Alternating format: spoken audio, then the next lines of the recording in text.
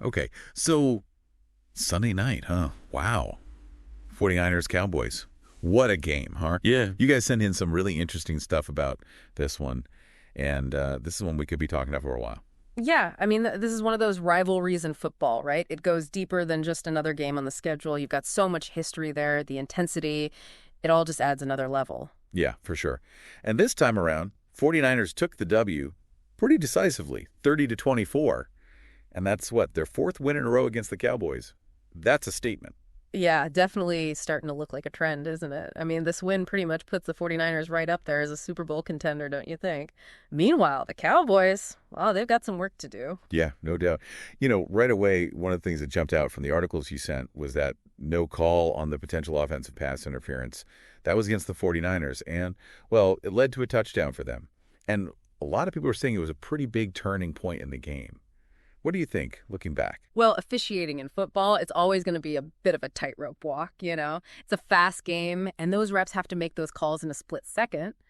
But yeah, this particular no call, it definitely stirred up a lot of debate, and it kind of shows you just how impactful those judgment calls, even ones that seem small at the time, can be on the whole game.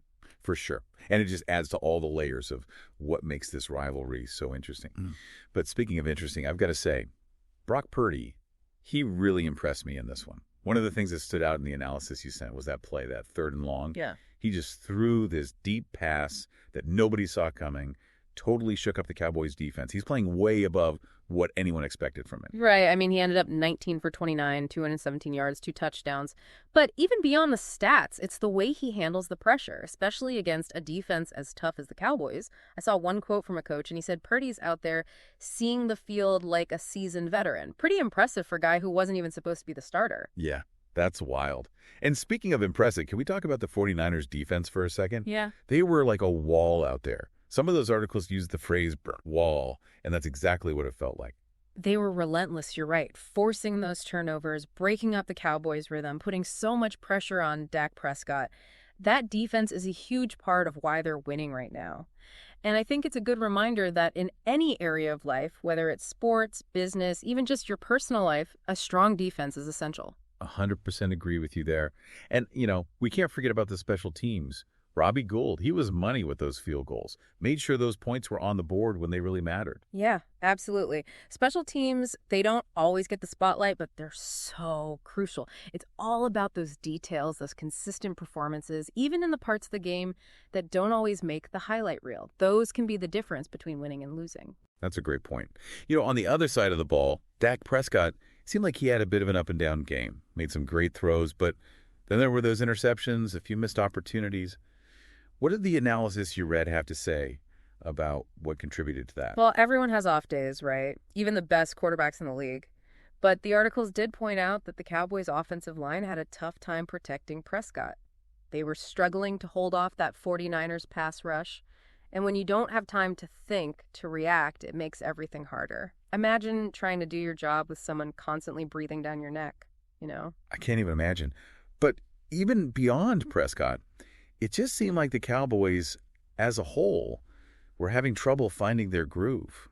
Yeah, they weren't really clicking as a unit. One of the articles talked about some dropped passes, some missed assignments, and those kinds of things really kill your momentum, especially on offense. It's clear they've got to go back, break down what went wrong, and make those adjustments if they want to turn things around. Absolutely. So big picture, where do you see things going from here for both teams? Well, the 49ers, they're looking pretty strong right now. But as we saw with that controversial no call, you never know what can happen.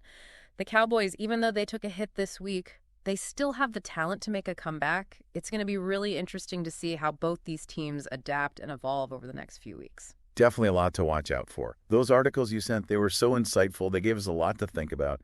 The 49ers, they're a real force to be reckoned with, but I don't think we can count the Cowboys out just yet. Oh, for sure not. These rivalries always keep things interesting. Who knows what's going to happen next?